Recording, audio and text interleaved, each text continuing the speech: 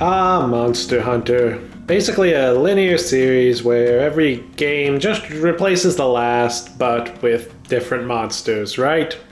No, of course not. You saw the title, you know that's not what I think. Putting aside the classic versus modern split and the world versus rise split and various older splits within the classic era, Monster Hunter is a series where each game has its own unique features and identity. And that's what I want to unpack and highlight in this video. How each Monster Hunter game stands out and why it's worth playing all of them for more than just it's more Monster Hunter or some mix of nostalgia and historical interest.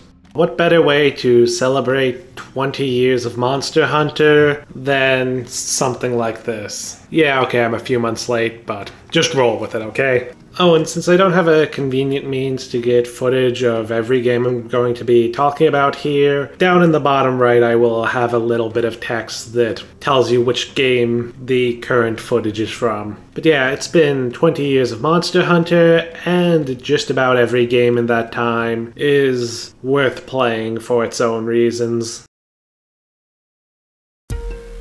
But first, I guess I should answer the question of why you should play any Monster Hunter game. I mean, most of you have probably already played one if you're watching this video, but there's probably some people here who haven't. And plus, some games might feel like I'm not giving them enough credit without keeping in mind that, yeah, being a Monster Hunter game is automatically pretty damn good. The series has a fantastic foundation, but if you're already fully on board with that, you can just skip to the next chapter.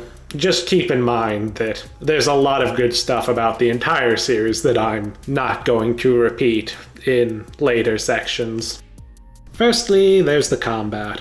While the specifics can vary a bit depending on the era, there's a few common elements that always shine through. Monster Hunter is generally slower than most games, with an emphasis on weight and timing, weapons with highly varied movesets, and a heavy focus on being able to defend yourself with either a block or a dodge roll. Since monsters hit hard enough, you can't really hope to just face tank enemy attacks, and also it's not really possible to blitz monsters down because, well, most of the time you're fighting bosses. That's another unique thing about Monster Hunter, that while many games will mostly focus on fighting regular enemies punctuated with boss fights, with Monster Hunter it's all about the large monsters that are all effectively boss fights. Single missions to hunt 1 or 2 targets that will generally take from 5 to 15 minutes in most of the titles. A large part of winning is about learning a monster's patterns and weaknesses to exploit them, as well as coming prepared with the right gear and packing the right items to deal with some of their tricks. And it would be foolish of me not to mention that while a lot of the stuff that makes Monster Hunter's combat unique may sound fairly normal in a post-Dark Souls world, it's important to remember that Monster Hunter has been doing this in some form or another since 2004, 5 years before Demon's Souls and 7 years before Dark Souls. Quality action RPG combat like this was a lot less common back then, and especially in titles with online multiplayer. As a comparison, just look at Phantasy Star Online. It's a game I love, sure, and I do think the combat has a lot going for it, but all the strengths of PSO's combat come from the RPG side of the equation. It couldn't have worked as a pure action game. And while Monster Hunter would certainly lose a lot if it were a pure action game, it could at least function as one, even in its earliest form. And to cover the RPG side of the action RPG genre, well, Monster Hunter is also very unique as an RPG. With a few minor exceptions in later games, there's no intrinsic progression for your character. They don't level up or increase their stats. You get better as a player, and you can get better gear, and you can get items to do things like increase your max health and provide attack and defense bonuses, plus other things, but there is still no typical level up. Everything is about you and your gear.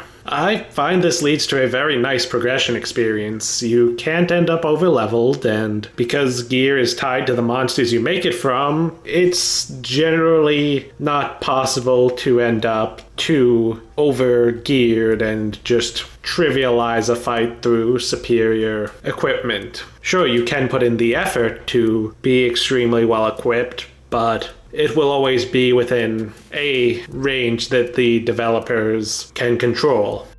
At the same time, unlike a lot of action RPGs, you also can't rely on just leveling up and using whatever gear you get as you go. Generally, if you want a gear upgrade, you need to pick something specific that you want and put in the effort to hunt monsters and gather materials for it. The result is a progression system that is slower but more satisfying because the things you got were active choices by you. Even when you're far from the end game, you can get some satisfaction from getting new gear because you chose what you want and you earned it.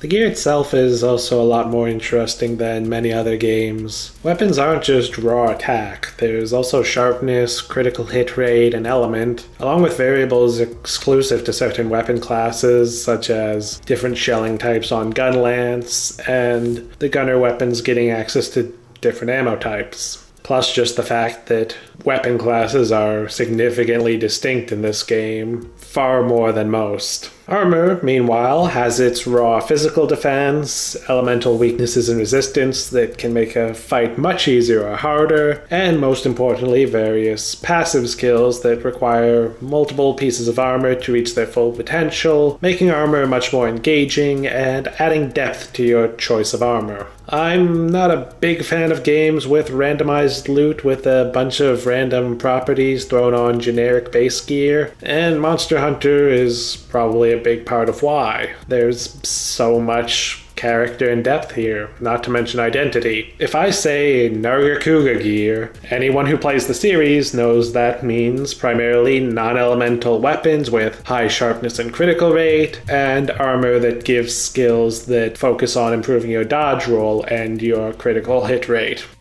Lastly, there's the world and the monsters that inhabit it. Monster Hunter has always been a beautiful franchise with fantastic visual design, environments that make you want to explore and get lost in them, armor with a style that is both unique in how it incorporates monster parts, but also rugged and grounded, and of course, the real stars, the monsters you hunt. See, in the early games, you weren't some ultra badass hunter among hunters saving the world from apocalyptic events. You were just the local monster hunter, defending a small rural village from a dangerous natural world that cannot be subjugated by human technology, only held back from destroying what civilization exists. Since then, Monster Hunter has somewhat moved away from the low fantasy vibes of its earlier titles, with both technology and pseudo-magical elements becoming increasingly prominent from the 4th generation onward, and plots that have much higher stakes and usually involve some sort of end-of-the-world threat. Yet one element from the early days remains strong, and that is the monster design. Very few monsters in these games look like something you'd see in any other franchise, and often they take more after dinosaurs and real-world animals than typical fantasy creatures. There's a naturalism to the design that makes Monster Hunter unique and caused the designers to be especially creative. Most of these monsters feel like they could actually exist and that their abilities come from some logical physical process. Sure, a lot of this stuff isn't really realistic, but it's grounded, which I find is what really matters, especially in any form of speculative fiction. And better still, this focus on keeping things more grounded lends extra impact and sense of awe to the very rare occasions where they dispense with this and go full fantasy, which only ever really happens with the enigmatic Elder Dragons, powerful monsters with no clear evolutionary connection to other species that are basically all living natural disasters. Even then, many Elder Dragons keep a certain level of groundedness. They stretch believability further, sure, but still functioning in ways that make sense. It's only a select few Elder Dragons and comparably powerful monsters that have powers that can be interpreted as mystical, which gives a sense of awe and terror that simply wouldn't be there if the series were constantly using magical elements. I could probably go on, but this section is already long enough. Those are the three biggest reasons I think Monster Hunter as a whole is intrinsically good, and also the most universal throughout the series. Even if even these do tend to change a bit throughout the games, especially the combat. So let's get into the specific games. I'm gonna start at the most recent and work my way back, because we're focusing on each game's strengths here, and I think going backwards is the best way to emphasize those. If I started at the beginning, it would be too easy to focus on the gradual additions with each generation, overshadowing the unique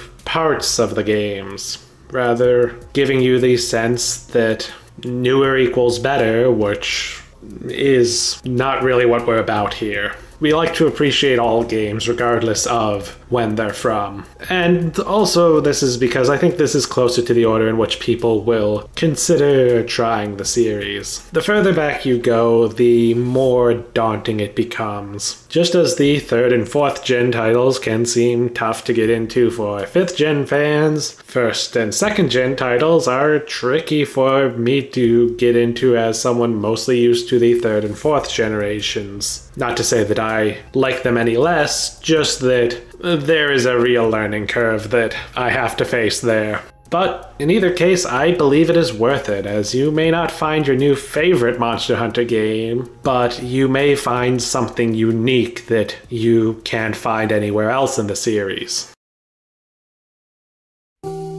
So, starting at the end, 5th gen Monster Hunter is probably the era I need to explain the least. If you've played a Monster Hunter game, you've almost certainly played at least one of these titles. But I want to be fair and include them, even if mostly just so that no one can say I left them out. And hey, if people are still watching this video next year after Wilds comes out, well, there'll probably be at least a few new people who started with that title that maybe do care to hear about why they should try the 5th gen games.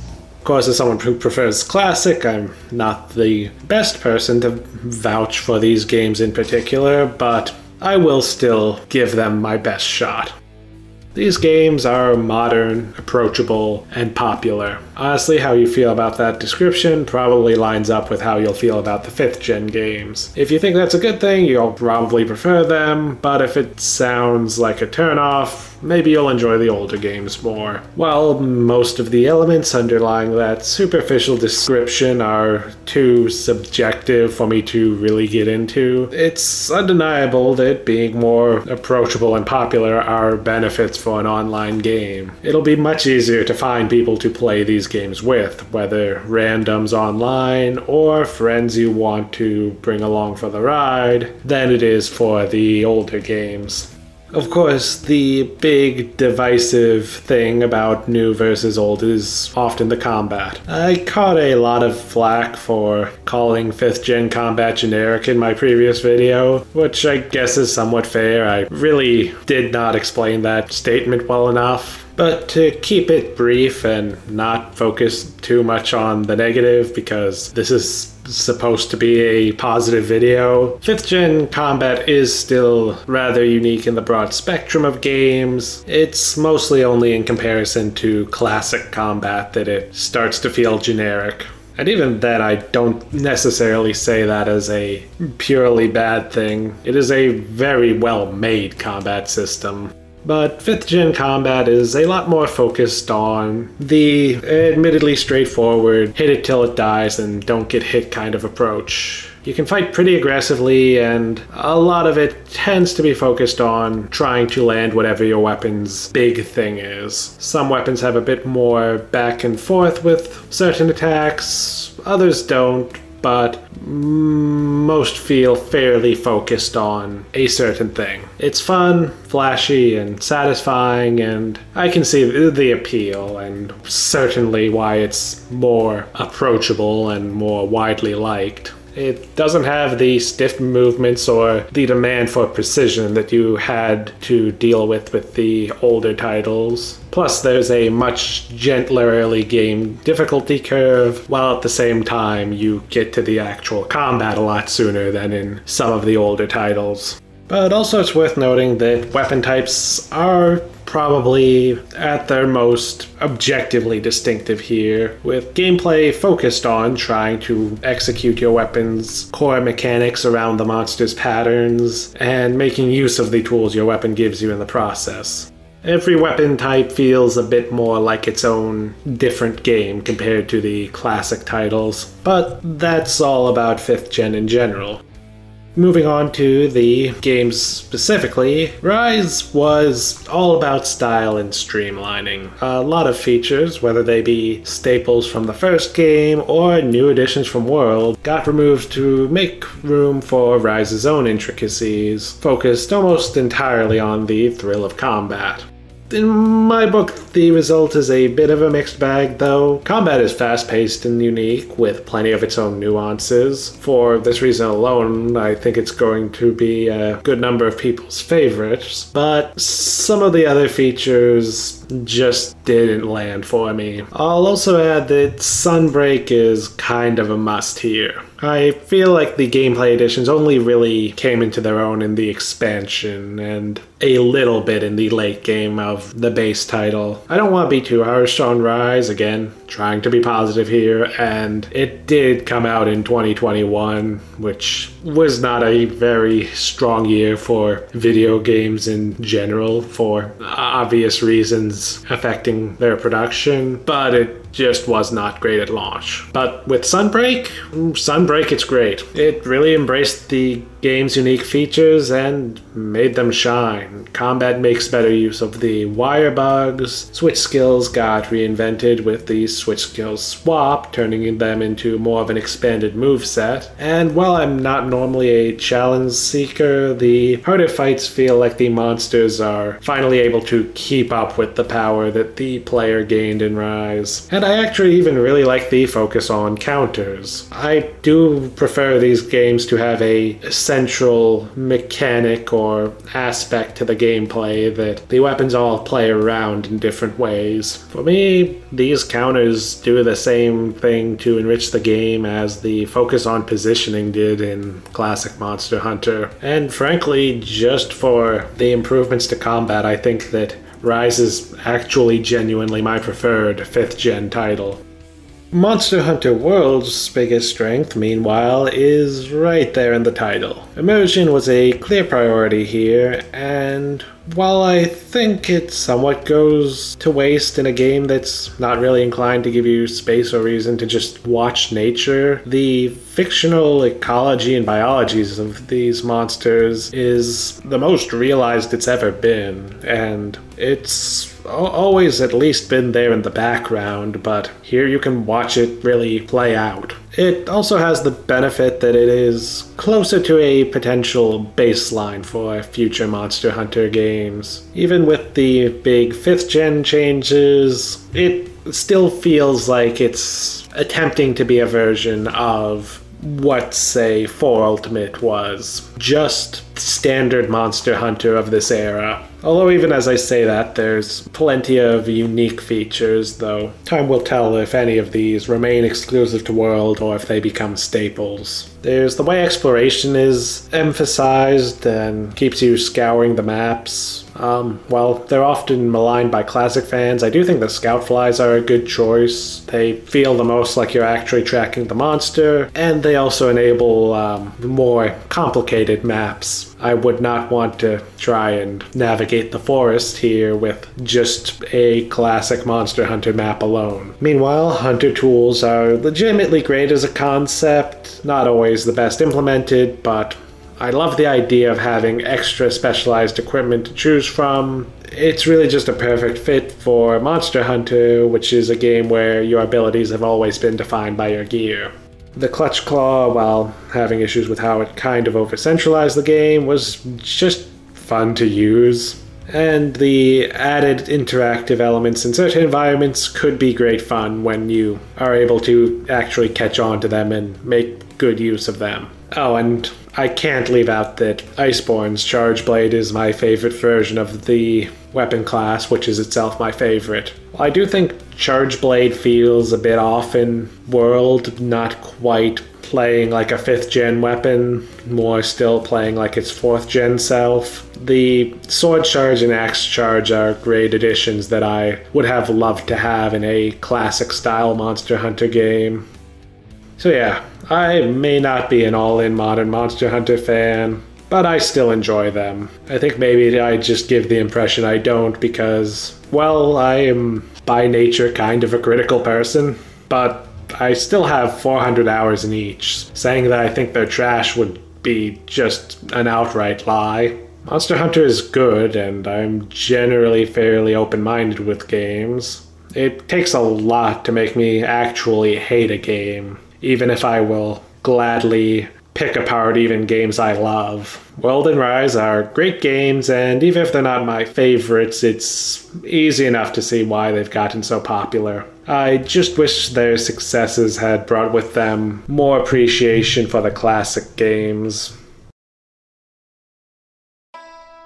So let's look at these classic Monster Hunter games. First, a few things for the classic era in general, starting with the combat, which I really need to get the description on this right. I want to really properly elaborate on why I like classic combat better. Classic combat is tight, some might say stiff, opportunistic, and focused heavily on timing and positioning. It's not actually slower in terms of things like animations, but it can feel like it is slower because it demands you be more methodical because going into attack is much more of a commitment. Whereas modern Monster Hunter combat has you asking, how can I do my thing? Classic combat has you asking, what can I do here? It's a lot more focused on working around the actions of the monster you're fighting, and this is what fans of classic combat often mean when they say that it is more focused on the monster. And I find that the older style of combat makes me use more of my moveset because it is so focused on adapting to the monsters that I can't always do what is necessarily optimal, especially when you factor in that it's a lot less common for weapons to just be focused on a single defining move in these older games to begin with. As a result, instead of being differentiated by what their main thing is, weapons are differentiated mostly by how they can approach monsters, something that does make them less distinct from each other in a vacuum compared to the modern games, but personally, I find that because they're not as isolated, just trying to do whatever their one thing is, and are connected by having to engage more with the monster itself, not only does the monster you're fighting impact how you play a lot more, but also the weapon types end up actually feeling more distinctive in my view, because the small differences between them end up mattering more. It's a very subjective kind of thing. Fewer distinctive features in absolute terms, but because of the way the game is designed, the smaller differences end up feeling more impactful. At the same time, though, it's necessary to acknowledge that the classic combat isn't as immediately exciting or thrilling. It's very easy to get the impression it's just slow and boring if you only watch the game played or only play some of the early content, as these games can sometimes take a little bit of time to really come alive. The results are games that are a bit niche, but are a lot more unique. Yeah, most people are probably not going to click with it, but myself and plenty of others have. I like how positioning and timing are paramount because both you and the monsters are fighting against your own weight just to line up your attacks. Really, the feeling I get playing some of these games, especially some of the very early ones, reminds me of videos of smaller animals attacking larger ones. They don't go in head first, they circle around and pester from odd angles. And yeah, that fits. You're a smaller animal in these games attacking a larger animal. Checks out to me. But I'll also say that this is probably part of why there is such a hard split around the combat. The attitudes that classic Monster Hunter combat encourages just aren't that productive in modern Monster Hunter, and also probably leads to a fair bit of the reverse for players coming from modern Monster Hunter to try classic for the first time. And what makes this all really tricky is that you can still get some success this way, it just won't carry you as far or be nearly as enjoyable. Honestly, this might be a recurring source of the old versus new issues. But combat isn't everything. There's a bunch of other minor differences that I really prefer in Classic. For one, I feel like the games are much more laid back in how you approach them, and certainly with regards to completionism. Maybe this is all in my head and a matter of cultural factors and such, but I always found Classic Monster Hunter to feel more laid back and like a game where I'm more welcome to set my own goals, as compared to the newer games and frankly a lot of modern online RPGs in general that feel focused almost exclusively on the end game. In the older games though, you can rush to the end if you want, or you can take your time progressing. Heck, this is even emphasized with how you can pretty much get a complete experience just from playing through low rank in the older games. Heck, you can even stop progressing entirely to just enjoy what the game is like at a certain point. I wound up putting in 100 hours into the high rank end game of Generations Ultimate, even with G rank right there, just because I wanted to experience what I missed by never getting around to playing the base version of Generations.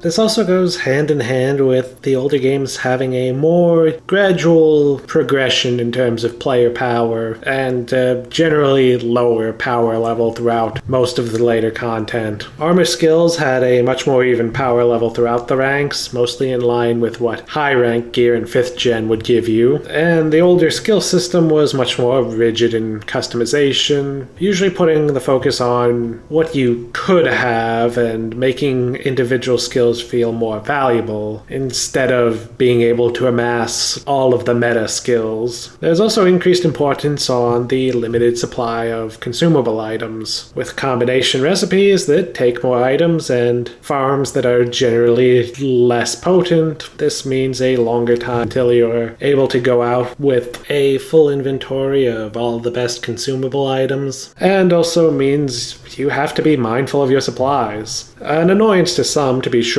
but an added element of progression to those that enjoy this aspect of the titles. And lastly, as I tried and honestly kind of failed to convey in the last video, I think that the classic games are a little more cohesively designed. There's some mechanics from Classic that just don't make a whole lot of sense in 5th gen and probably should have been changed, but got carried over for reasons like series tradition. If you've ever been playing a modern Monster Hunter game and went, why is this mechanic in here? Whether it feels like a waste of time, it's an annoyance, or it's just meaningless, there's a good chance the answer is because it served a purpose in the older games. Whether it's a key part of the older design or just an aspect of the older game feel, maybe this isn't much of a reason, but honestly I just find it satisfying to see things click into place as they often do in these titles. Ultimately, I have to reiterate that these comparisons are not meant as a slight against modern Monster Hunter. It's just inherent in the nature of comparison. I can't really say that one is better without also inevitably implying that the other is worse. But I will say this. If I gladly put 400 hours each into World and Rise, and I will die on the hill that I think Classic is better, well, I think that speaks to just how much I love these older Monster Hunter games. It's not that I think World and Rise are bad, I just think Classic is that damn good. So with all the general Classic stuff out of the way, let's talk specifics. 4th generation Monster Hunter is kind of a sweet spot for the series. It's a lot more approachable than the early Classic games, while also keeping a lot of what made the broader Classic era appealing. The Classic combat is at its most refined here, still methodical and focused on positioning, but with more developed weapon movesets and more refined monster design, making combat into a perfect dance. Quality of life features hit a good balance where everything goes a lot smoother without intruding on the unique feel of these older games. You haven't had any features streamlined to the point of being better off removed. And really, the quality of life changes actually fit in my rather strict definition of quality of life changes. Plus, all the weapon types you know and love are here, and there's some of the most beautiful and unique areas and monsters in the series. First up, Generations Ultimate is easily the most readily accessible of the classic Monster Hunter titles. If you have a Switch, you can just go on the eShop and buy it right now. And at this point, it's the only classic game where that applies, and the only classic game whose online play is officially supported. Yes, I know there are other ways to play most of these games and to play them online, but no matter how easy it is, that's still going to be an obstacle to some people, especially for people who just want to try a series or the older parts of the series for the first time. But Generations Ultimate is still a fantastic game for long-time fans of classic Monster Hunter. In fact, it's my personal favorite in the series. But do note that qualifier. Generations' current status as the de facto entry point for classic Monster Hunter, due to the ease of access, honestly does a disservice both to it and to classic Monster Hunter. Generations is a gameplay-first Monster Hunter whose selling points are its unique features and its sheer volume of content. Two things that can be very interesting if you're deeply invested in all of the classic games, but may cause issues for someone trying classic for the first time. At the same time, it doesn't quite have the surface level appeal, without stuff like the story focus of Monster Hunter 4. It also doesn't cater to new players who aren't already on board with the way classic Monster Hunter games are designed. Unique mechanics are the things everyone knows Generations and Generations Ultimate for. Sometimes positively, sometimes derisively, sometimes referred to as quote-unquote too anime, or other poorly phrased arguments that miss their own point. Which I get it. Some of these really do change the vibe, but unlike some of the gameplay changes in World and Rise, these slide pretty seamlessly into the classic Monster Hunter formula. Plus, even then, they're a lot tamer than many things you see in Rise, and even some things in World, such as the counter-centric longsword. But the unique mechanics come in two main forms here: Hunter styles and Hunter arts, both of which are predecessors to Rise's switch skills and Silkbind skills respectively.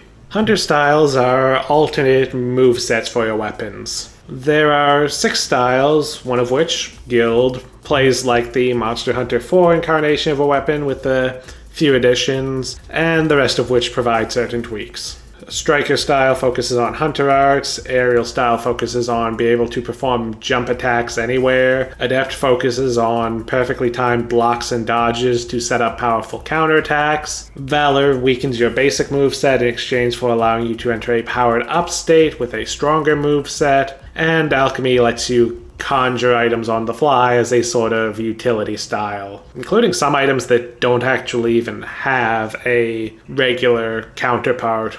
So every weapon has the same sort of modifications available to its movesets, but of course these will differ by weapon too, and every weapon has a few unique moves scattered throughout all the styles, even if they're always towards similar end goals. It might not be truly bespoke styles for every weapon like, say, Frontiers Hunter styles, but it is still a great variety. But the other big unique mechanic here is Hunter Arts. You can equip between 1 and 3 depending on your chosen style, and there's a mix of weapon-exclusive arts and generic arts that any weapon can use. To use them, though, you have to charge up a gauge for each skill by landing attacks. It doesn't take so long that they feel irrelevant, but it does ensure that you have to time these abilities properly and avoid wasting them, and prevents you from just spamming certain ones to constantly have the benefits. Oh, and this game also introduced Prowler mode, letting you play as one of your Palicos instead of your Hunter, essentially an extra weapon type that is only in this game. Combined with the elaborate Palico raising mechanics, well, this is the game for you if you want to really invest yourself into your army of cats. The variety of content present is also a huge point in Generation Ultimate's favor. It has the largest monster roster of anything save for Frontier, and with fairly little filler in there as well. There are 18 deviant monsters, unique variants you hunt across increasingly challenging quests for access to some uniquely powerful gear. But other than that, there's no regular subspecies in the game. Granted, there are high-end variants like Savage Devil Joe and rare species like the Gold and Silver Wraths, but overall, fewer reskins than normal, and deviants are actually some of the most unique alternate versions of monsters in the series. Plus, to hunt these monsters, you have a huge variety of locales, including a couple of new ones, but also including many of the best from throughout the series. Add in various different motivators like daily targets, unlocking new moves for Palicos, and various side quests, and you also have reasons to explore this variety and hunt monsters you might not normally go after. It may be daunting depending on how you approach these games. If you play them just to complete them, yeah, this could be a bit of an issue. But for me, it makes Generations Ultimate into a title I can come back to over and over again as a sort of comfort food. I doubt I'll ever be done with Generations Ultimate, and I love that. Oh, and of course all the new mechanics, especially Hunter styles, help keep this variety going. Getting a little bored of the weapon type you're using? Well, now in addition to trying out new weapon types, you can always just change your style or your arts for a fresh spin on things, further enhancing the longevity of this title. While many parts of Generations Ultimate were a bit maligned when it first came out, I do think a lot of the issues with it were blown out of proportion. Yes, it was different, but it's still undeniably classic Monster Hunter. And besides, now these are all older games, so who cares if Generations Ultimate isn't for you? When a game is a new one in the series, it has to be everything to every fan. But once a game gets lumped in with the old ones, I think it's a lot easier to appreciate its strengths. Something I've noticed with a lot of different franchises. I'm also just glad we got a Western release of GU at all. This is the game that reignited my love for Monster Hunter, and especially classic Monster Hunter, during a time where I was just feeling burned out and disinterested in the series. And for that reason, GU will always have a special place in my heart. It's still one of the best classic Monster Hunter titles. It's just also not especially approachable for your first taste of classic.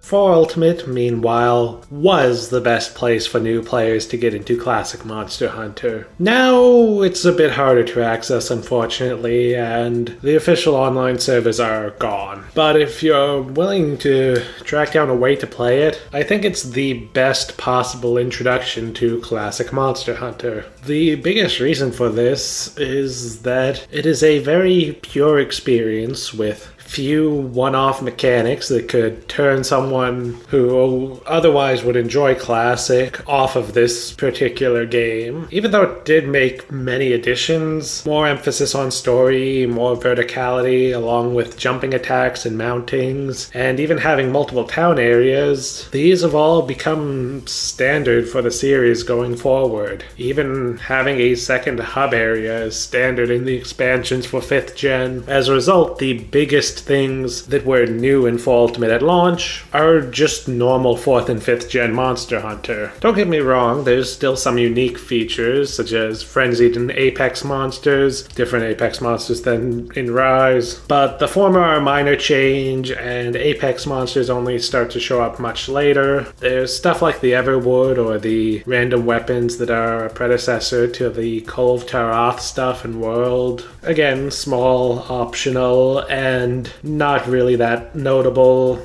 But this all means there's very little risk that a one-off feature could be a turn-off that drives someone away from Classic. Unlike Generation Ultimate's dense mechanics, overwhelming amount of content, and one-of-a-kind combat, or 3 Ultimates underwater combat. And maybe this means that I'm not doing a great job of selling it. It's easy to sell, hey, here's this weird, unique thing, to those inclined to like weird and unique things. But it's much harder to sell polish and focus, especially when working backwards like this. In fact, part of the reason I chose this format was specifically because I didn't want to be too focused on polish. But everything good about Monster Hunter in the late Classic era is at its clearest here. No flourishes or distractions, nothing that can uniquely isolate this game as quote-unquote not real Monster Hunter without throwing away the entire era. Just quality late Classic Monster Hunter. Call it elegant, call it basic, but if you play any one Classic Monster Hunter game, make it this one.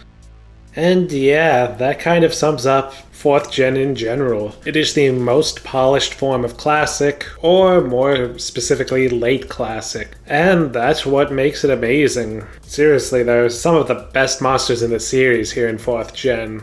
And while I may wish we had gotten to see where Monster Hunter could build upon this next instead of going a completely different direction with World, maybe building upon it wasn't feasible. Maybe Classic Monster Hunter had already peaked and going for a different audience with World was a necessity. We'll never know the answer, but reminding myself how good 4th gen is makes me feel a lot more accepting of modern Monster Hunter for going its own way. I'm not sure we needed more Classic Monster Hunter after this. 3rd gen was a time of significant turmoil for the series. In fact, while I don't think it was quite as harsh, there was a real split in the fan base between 2nd and 3rd gen fans, much like with the classic versus modern split. There are quite a few major contributing factors to this that I won't get too deep into, on top of the fact that there is a notable change in feel going from 2nd to 3rd gen. And yet, some of these divisive choices that would later be rolled back, they lend to 3rd gen having unique elements that you can't find anywhere else in the series.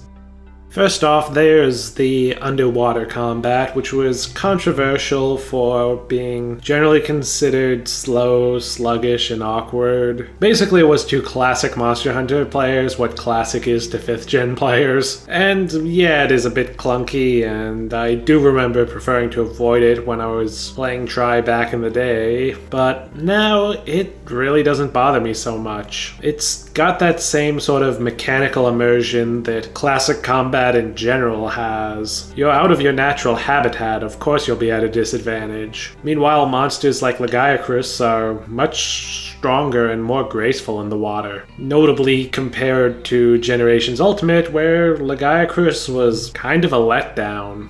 Nowhere near the graceful King of the Seas that it is when you fight him underwater and Tri. So yes, the underwater combat works for me for similar reasons to why a lot of the slower, clunkier bits of classic Monster Hunter work.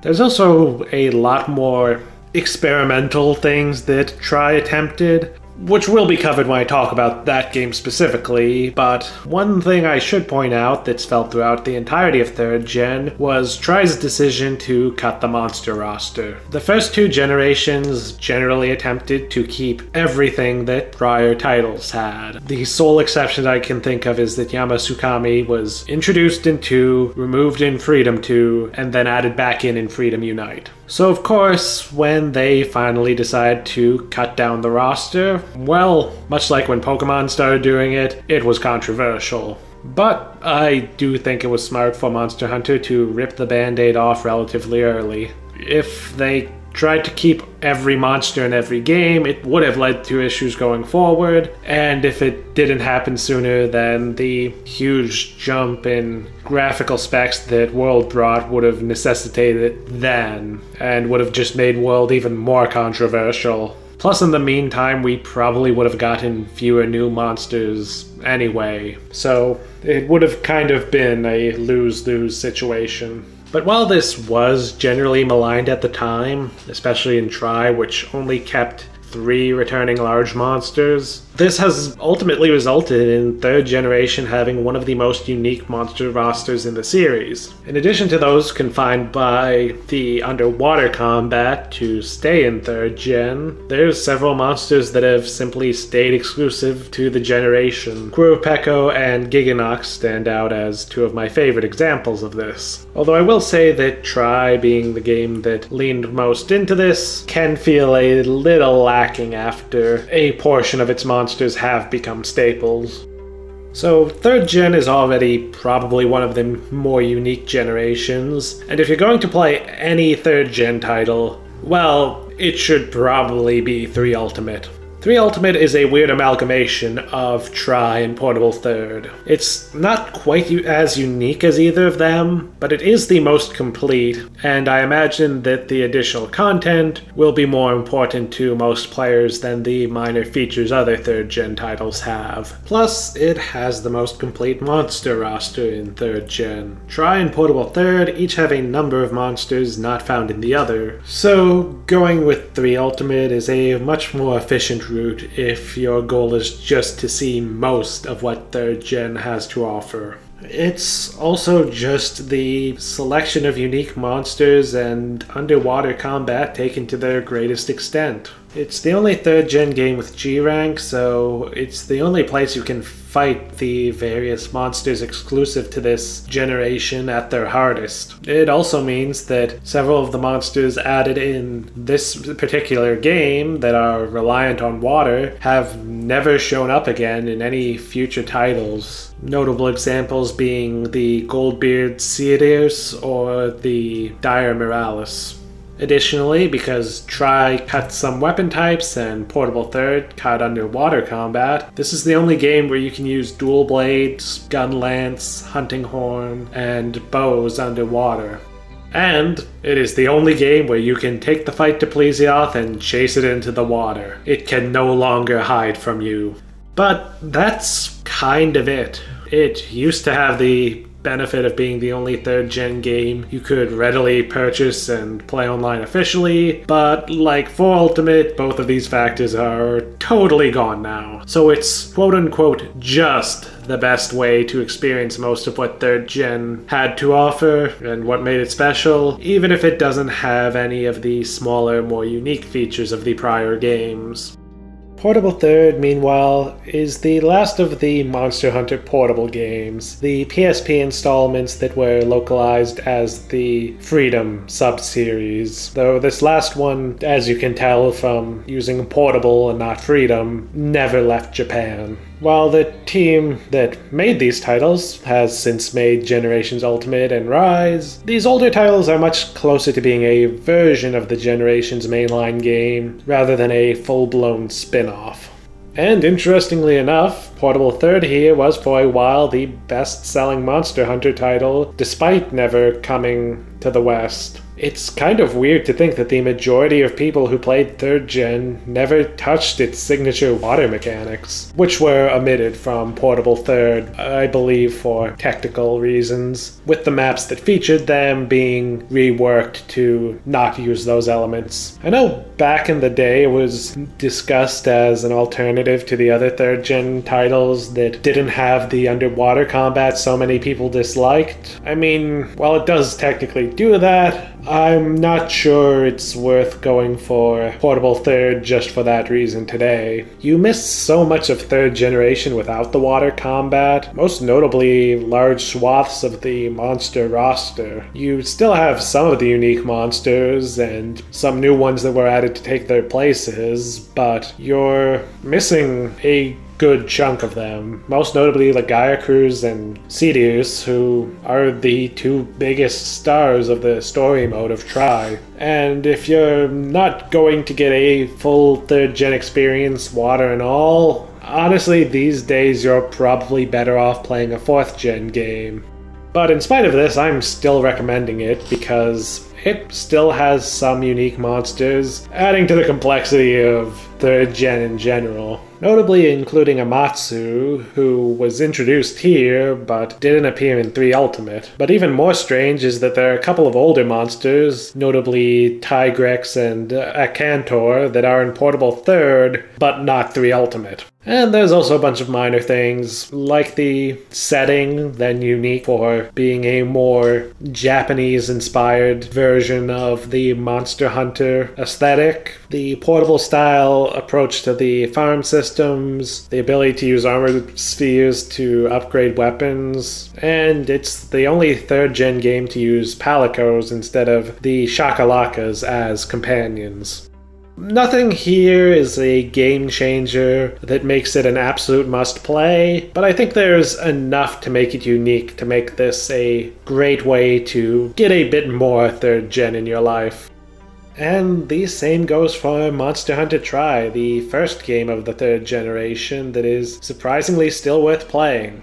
A lot of this comes from the place the series was in at the time. While I tend to split classic Monster Hunter into the late classic period of 3rd and 4th Gen and the early classic period of 1st and 2nd Gen, well, of course things are rarely so cut and dried. Tri, along with Freedom Unite, are transitional games. So while Tri does have many of the hallmarks and the general game feel of late classic, it still has some other unique components from this era where the games were still reorienting themselves. Tri is the only game in the series to have dark cave areas, poorly lit and very difficult to see unless you use a torch, though some of them do have braziers you can light so that you're not stuck holding the torch. Even when these areas returned in Portable 3rd and 3 Ultimate, they were just lit up normally there. More significantly, Tri uniquely features custom bowguns. Instead of having a singular weapon for each bowgun, you get 3 separate parts: stocks, barrels, and receivers that can be combined to make the bowgun of your dreams. Each category of part affects certain stats, and all of them contribute to your total ammo capacities. And then, based on the combined weight stats of the parts, your bowgun will act as either a light, medium, or heavy. Interestingly, this also means you can do unique things like have a light or medium bowgun with a shield, or a heavy bowgun with rapid fire. Honestly, this alone might just make Tri worth a shot for bowgun users who enjoy classic. Additionally, Tri is generally considered a bit harder in the early game than 3 Ultimate, since the later title gave you a bit of free defense and apparently made the early monsters a bit less aggressive. But the last thing I want to mention, and something very dear to my heart, is that Tri was the last title in the series with a city-style online mode. Basically just instead of, going into a gathering hub, you go into a separate mode that has you hunting out of the big city. While no longer officially supported, there is a private server project in the works to restore the online city mode and the hunts that were exclusive to it. And personally, I love how having an online city makes the multiplayer feel. In the single player, you're a big fish in a small pond, the only hunter in the village, but that's enough for you to be special. You're the only one standing between the villagers and destruction. But go online and head to the big city, now you're just one of many hunters. I like that it justifies you being the big damn hero who saves the day in single player, especially since before 4th gen you weren't dealing with any world-ending threats or anything. Well, in multiplayer you're just the same as everyone else. And so I kind of like when a multiplayer game embraces the fact that it is a multiplayer game and doesn't make the player anything special, because doing that just means that, well, now everyone's special in the same unique way. It's the kind of thing that basically demands you to not think about the story when in multiplayer. I mean, maybe this isn't something that most people care about, but when an online game does try and make everyone special with a single player styled story, I don't know, there's always a bit of dissonance in my mind. So there are things I left out, but while 3 Ultimate is the definitive way to play 3rd generation, I think there's still enough special that makes Portable 3rd and Tri worth playing. I'm not saying you should absolutely play 3 Ultimate and then immediately go back to play these titles, but what I am saying is that if or once you have already played 3 Ultimate, maybe down the line you feel like you would like to revisit a bit of 3rd generation, and if you do, the earlier titles have enough unique to keep the experience fresh. So I can absolutely recommend you play all 3 3rd generation games. Just, space them out.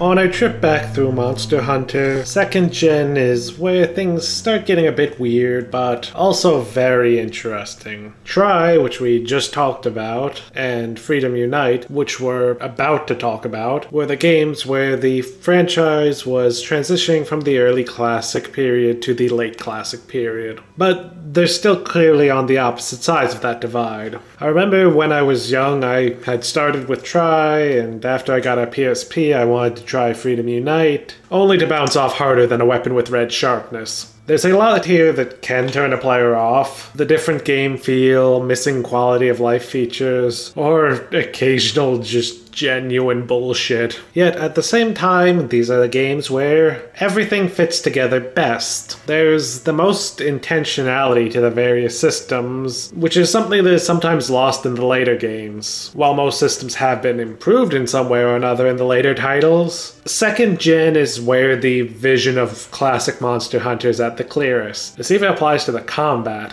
2nd gen combat provides the clearest view of the sort of David versus Goliath combat that Classic was shooting for.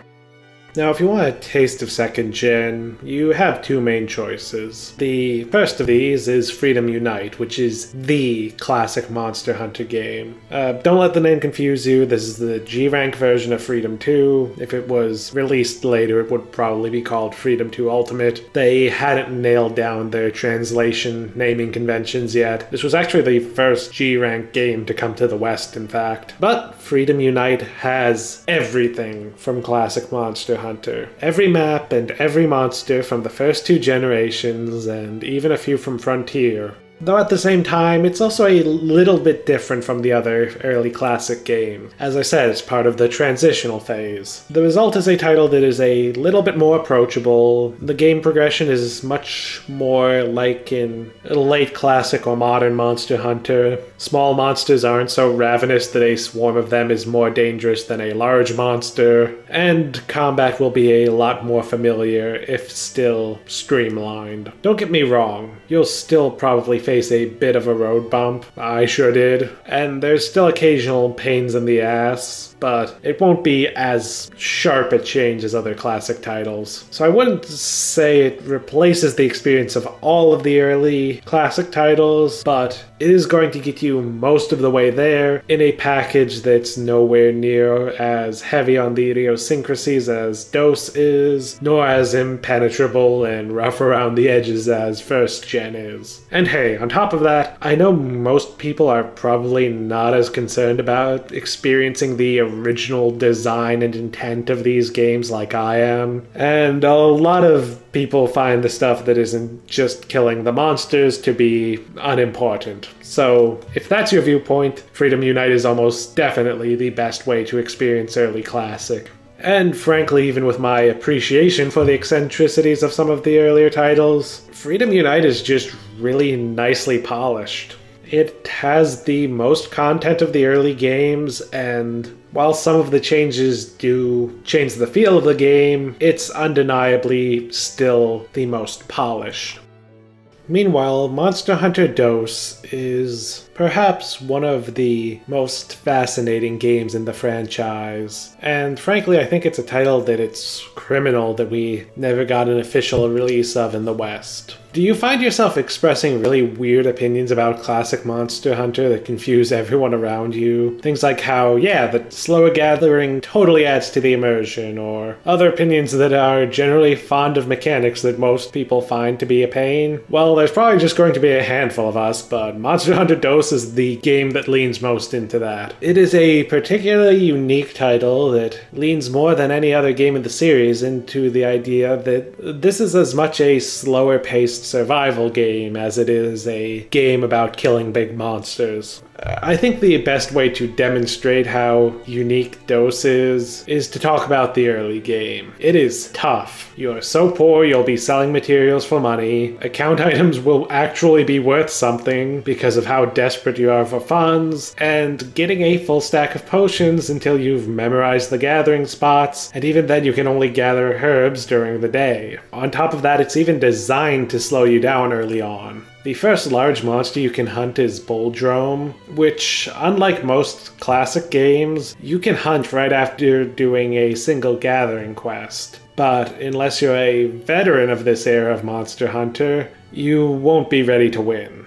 Bulldrome isn't difficult exactly, but it hits hard if you don't have any armor yet, and if you haven't gotten a good sense for the flow of combat and how to keep moving and stay in a monster's blind spot, then the Bulldrome's simple, single-minded aggression will punish you quite hard. So you go back to the gathering quest to grind for materials, but then the season changes. This is a mechanic unique to DOS where the game cycles through 3 seasons that pass with the time spent in-game, with each having a few effects, but most notably affecting what quests are available to you. And the first season change takes the Bulldrome off the menu. Instead, you're given a chance to hunt a Velocidrome, a much more manageable first hunt that will give you a chance to get more money and materials than you could farming the Gathering quest. So that when the next season change rolls around, you'll finally have both the gear and the sense of the game's feel to be able to fight and defeat the Bulldrome. Honestly, I love this early section of the game, especially for the fact that instead of dragging things out for a while with tutorial quests, it's entirely self-paced and organic. The game gives you a problem that you can't overcome with the straightforward solution, and lets you work with the game systems to overcome it. It's still slow, but it's definitely more interesting than just being forced to complete a sequence of basic quests. I feel like this is the kind of thing that would absolutely be widely lauded in a game that people were more inclined to like. But on top of that general approach to things, which admittedly does start to wear off after the early parts of the game, there is a bunch of other unique little things about DOS, mostly minor ones like being able to combine 3 items at once for more efficient crafting with a reduced chance of failure, making meals from various acquirable food items instead of it being a small tax on every hunt, upgrading armor with materials instead of armor spheres. But, while individually minor, it all kind of adds up to DOS being one of the most unique titles in the series, if you can stomach the serious lack of quality of life features. And I mean, these will be a bit rough even for Freedom Unite veterans. I mean things like you can't combine items that are in your item box. You have to take them out of the box and then try and combine them. It is definitely less approachable than the games that came after it. But if you ask me, it will absolutely reward the effort it takes to get into it with a charming and unique experience. So yeah, if you're a big fan of classic Monster Hunter, you really do need to play the second gen games. Freedom Unite is the big one, and meanwhile DOS is so unique and it's so much more than just being Freedom Unite with less content that it absolutely deserves just as much attention. Really, they are two different visions of what Monster Hunter could be. While Freedom Unite was ultimately a vision of what Monster Hunter would be, DOS is a fascinating glimpse into a Monster Hunter that could have been. Taking a lot of the elements that were in first generation, the struggle to survive and terrifying small monsters, and putting them in a much smoother, more palatable package, and genuinely trying to push forward in that direction. I really would have loved to see what the series became if it went more in this direction. Certainly, I think that a bit more focus on this kind of stuff could actually mix quite well with the richer environmental interactions of something like World.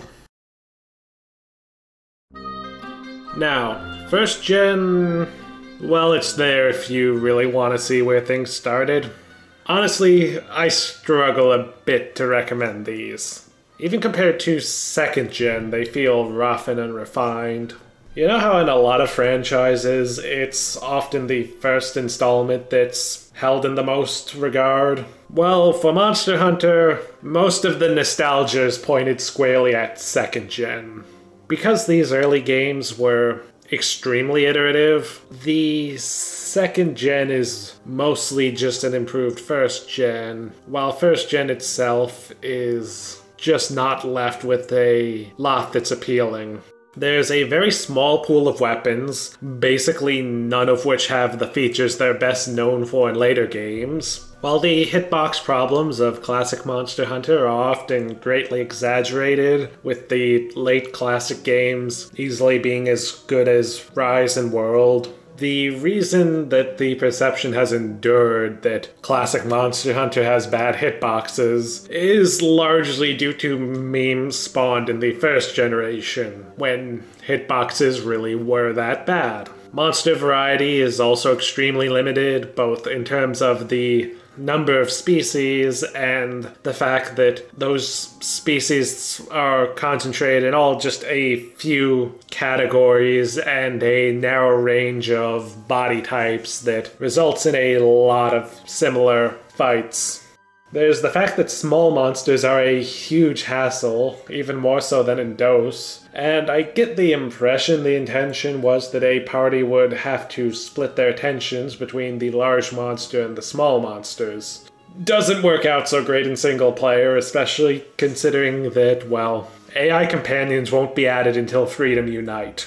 In fact, at least in the early game, small monsters are often more dangerous than the large ones. The game even seems to lean into this. Sometimes a Velocidrome will just chill out and let its Velociprey give you hell. Heck, in Monster Hunter 1, you don't even have skill points. The special effects from armor were basically just set bonuses. So as you can see, there's a lot here that even I, an avid enjoyer of classic games as far back as DOS, find to be frustrating. And really, most of the solid bones that carried the series through classic, and yes, still are the reason that 5th gen can be as good as it is, most of those bones weren't set in place until 2nd gen. But as for the specific games, well, there's Monster Hunter 1, the Monster Hunter G expanded version, and the PSP port Monster Hunter Freedom, which, unlike the 2nd and 3rd gen portable games, is really just an expanded, very slightly expanded port of G. Out of all of these,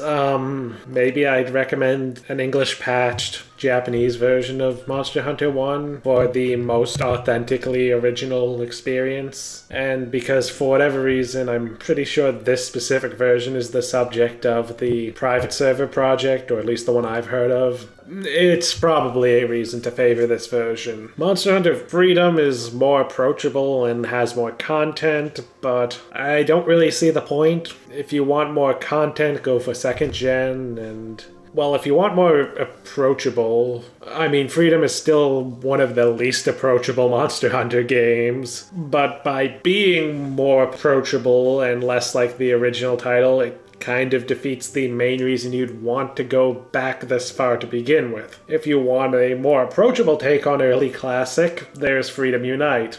And because of how early Classic was built, it's not like you're missing out on much in the way of content either. DOS has every monster from 1st gen, and Freedom Unite has all that, plus all of the 1st gen locations too. So yeah, it's hard to recommend 1st gen except as a curiosity, even for me. I hesitate to call them flat out bad games. That feels too lazy and reductive, honestly. And these are still the foundation for the next 3 generations of Classic that were all amazing. Monster Hunter just needed a bit more iteration and experimentation to really shine. And hey, as I said earlier, these games were probably more impressive at the time when there were fewer online action RPGs around. But looking at how the 1st gen games were, I feel like these days we've kind of lost the opportunity for games to have a rough first try and then nail it the second time. It used to be that this wasn't uncommon, but these days with how the video game industry has changed, it's just not really viable. But knowing this, I just don't feel right being too harsh on 1st gen. I don't necessarily believe that being an older game should be immune to criticism, and obviously I've not exactly been glowing in my praise of 1st gen, but I don't know, feels wrong to come down harshly on a game for trying something new and just maybe needing a bit more practice to get it right. But all that said, it's still hard to recommend outside of just as a curiosity. Now that we've covered from 5th to 1st generation Monster Hunter, let's end this off with a sort of tier list-ish ranking to sum this all up. Because some games are more worth playing than others in this franchise. Keep in mind though, this is mostly not a quality ranking. It's more about what I think is the best way to explore the series. To emphasize that point, most of my favorites are down in the 2nd tier. But first are the 3 I consider must-plays, if you want to be able to say you're a fan of all of Monster Hunter: World, 4 Ultimate, and Freedom Unite. These games are 3 of the purest versions of Monster Hunter spread across 3 different eras. So once you've played these, you will probably have a good idea of which parts of the franchise you like, and will have experienced the 3 main eras of the franchise.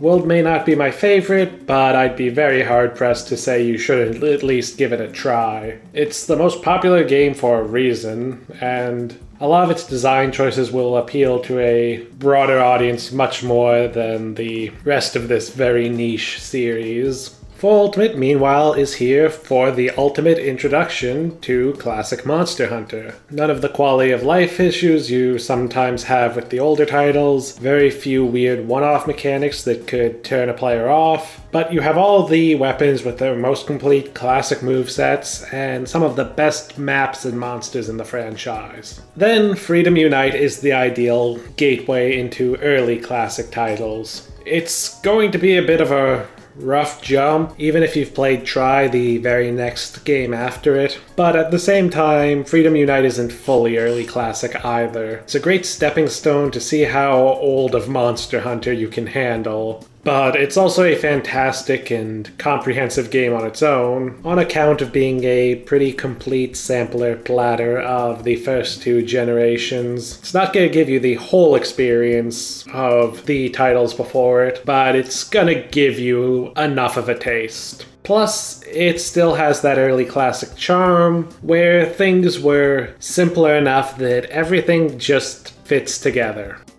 As for the next rung down, these are your next steps. Rise and Sunbreak, Generations Ultimate, 3 Ultimate, and DOS. These aren't as good of a gateway into the series as the games above, but don't take that to mean they're bad. Quite the opposite. They're amazing still, and I still think these are all essential to play for someone who wants to be a fan of the entire franchise. Because these games all have some very unique mechanics that, while these mechanics make them a poor representation of the series as a whole, also makes these titles impossible to overlook. Rise is a title that, at least with Sunbreak involved, I actually enjoyed more than World. The combat is certainly some of the most unique in the series, mixing in the more fluid base combat of World with elements from Generations Ultimate and Frontier. Generations Ultimate, meanwhile, is my personal favorite, with the most content, as well as a unique take on classic combat, and just generally is the most replayable in my eyes. Then there's 3 Ultimate, which is similar in a lot of ways to 4 Ultimate, but stands out for its many exclusive monsters and the unique underwater combat. And lastly, DOS is full of unique features, and unlike more modern games, leans more into the survival elements of the series. But it is very difficult to get into and rather slow-paced.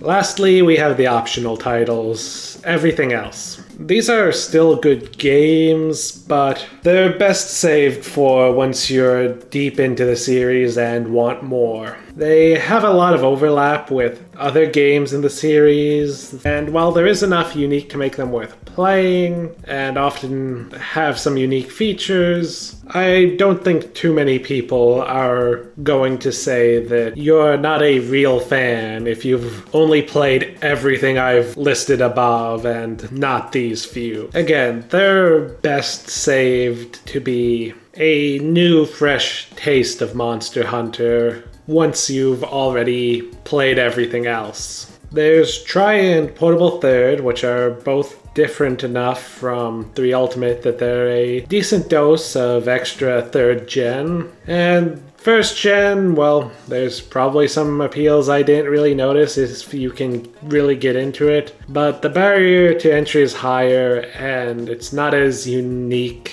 as DOS. If you can't get into DOS, you probably won't get into any of these games. Even if you can get into DOS, you might not be able to get into these games. But, I don't know. There is an undeniable charm to seeing where any franchise started out, even if the beginnings are very humble. So if you want to see Monster Hunter's humble beginnings, yeah, play 1st gen.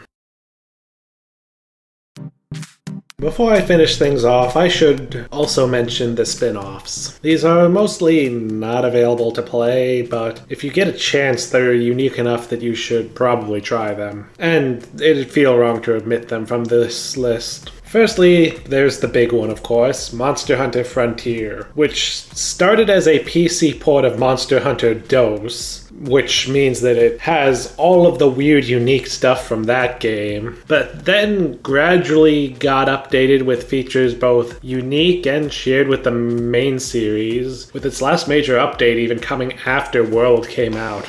The result is a title that feels like an alternate reality version of the series. What the 5th gen titles might have been if DOS were the big breakout hit for Monster Hunter instead of Freedom Unite in some ways. In other ways, it feels like it's a game that might be able to bridge the gap, being a game with many of the appeals of 5th gen, but in a way that is perhaps still more approachable to fans of classic Monster Hunter. I've played a bit of the leaked version of the private server project, and it is very fascinating, but for now I think I'll wait for the project itself to be done. I don't really mind continuing to be patient and wait for whenever they're finally ready. But when it does come out though, oh, you just know I'm going to do a huge video on that. Who wants to bet it's going to end up being even longer than this one? But I really think Frontier deserves that big video and a reevaluation since it caught a lot of flack during its run, but I think a good portion of this was honestly sour grapes. It was not available in the West, and to even play on the Japanese servers required a VPN, and keep in mind this wasn't like today where every other YouTube video is advertising a VPN to you. They were like a really niche thing back then. So playing Frontier at all was completely out of reach for a large portion of people. But on top of that, I also think that just it deserves a bit of a reevaluation in a post-Monster Hunter World era.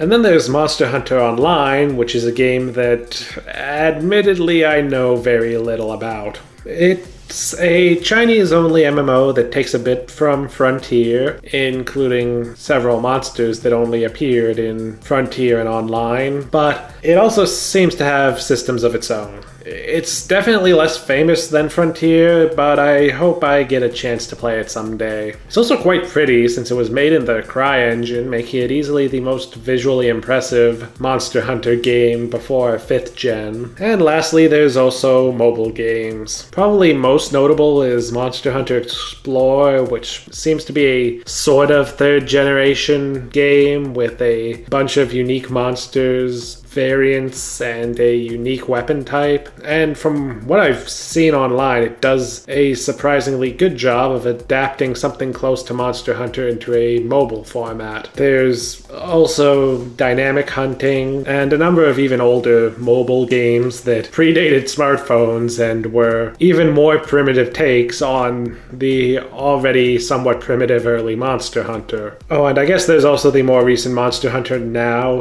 too, and there's some others that I think veer further from the formula than this video is going to cover. But yeah, there were a surprisingly large number of these. Yet only the most recent one left Japan, to my knowledge.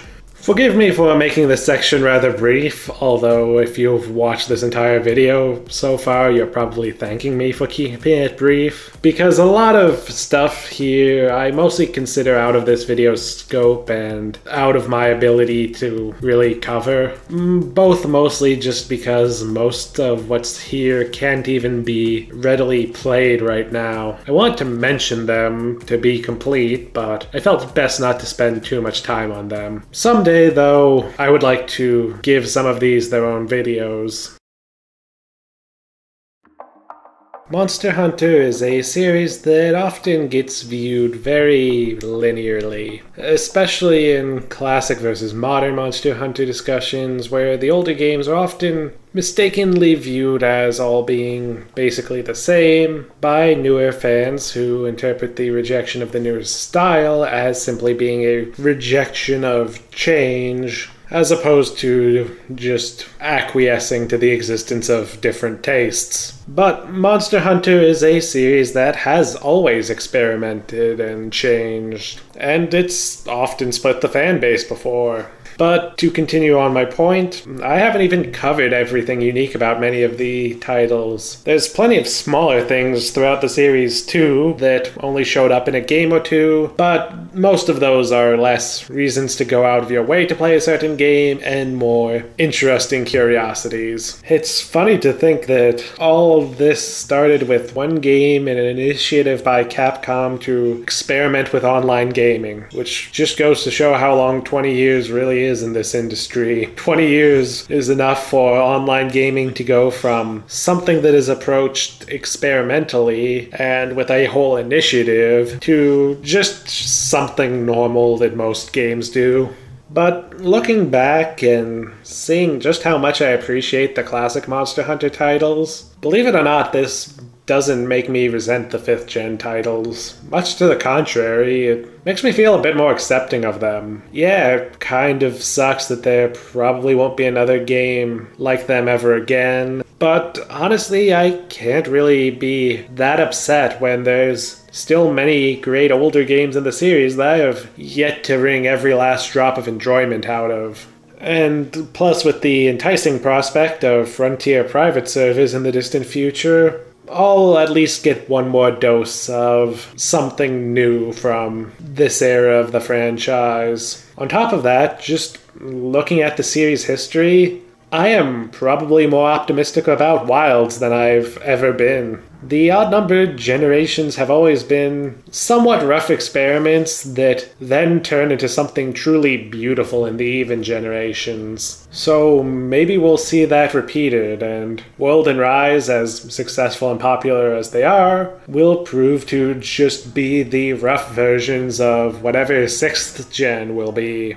Maybe, just maybe, 6th gen could be some incredible era for Monster Hunter that manages to win back us old fans and exceed the expectations of fans from 5th gen. Honestly, it's pretty damn exciting to think about. And hey, honestly, I don't generally like the increasingly ever-present tendency for franchises to go on in a similar form for decades. Even if the whole point of this was to talk about how different older Monster Hunter games could be from one another, perhaps things were due for a shake-up, much as we had moving from 2nd to 3rd gen, and perhaps going even further. I do wish that shake-up had resulted in a form I found more enjoyable, but change doesn't come without risk and uncertainty. Given time, I wonder what else could happen. Will modern Monster Hunter finally click with me? Will there be a new game that I love just as much of the old games, even if it's for different reasons? Will the 6th or 7th gens shake things up yet again, angering World and Rise's fans the way that 5th gen angered so many classic fans? Wouldn't that be an amusing bit of irony?